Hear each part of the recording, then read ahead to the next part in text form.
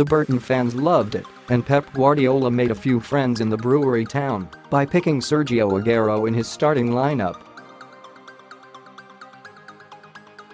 It showed respect to the League One opposition and to the home fans who has stumped up their cash to see Manchester City play. They will be able to tell their grandkids about the day the Premier League's deadliest goalscorer rippled the net at the Pirelli Stadium.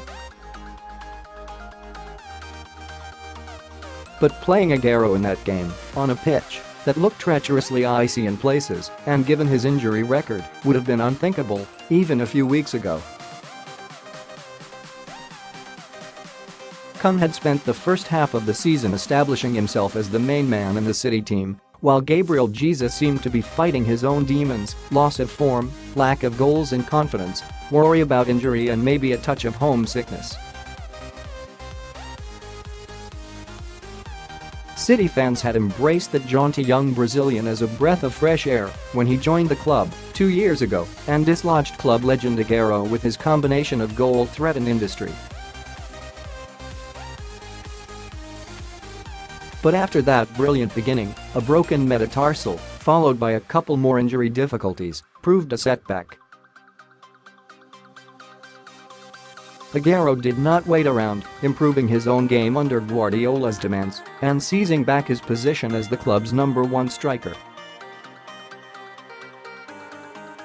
Halfway through December, Jesus only had one league goal to his name and had only a Champions League hat-trick against Shakhtar Donetsk and a Carabao Cup strike at Oxford to keep it company. His 2 goals against Everton seemed to lift the gloom momentarily, but it was his misses against Rotherham in the FA Cup that were remembered better than his solitary goal in a 7-0 win. Scoring 4 in the home leg against Burton seemed to reboot him, and 2 more against Wolves took him to 12 for the season, just 2 behind Aguero before the Argentina international added another in the return leg at Burton. The fact that Aguero started that game and Jesus was on the bench perhaps signaled that the Brazil striker's return from a rocky phase in his career is complete. Today's top Man City stories: if he had still been deemed to be in need of a morale boost or was going to be used sparingly next week in league games against Newcastle and Arsenal, and he would certainly have played at Burton. The sight of Benjamin Mendy haring down the wing for the last half hour at Burton also changes the scenery.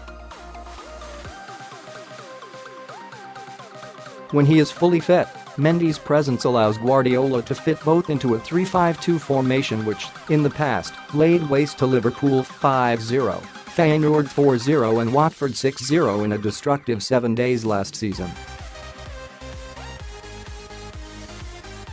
With both his strikers scoring, Jesus has 9 in his last 5 starts and Aguero has 3 in his last 3. The prospect of teaming them up as a pair again will be exercising Guardiola's thoughts.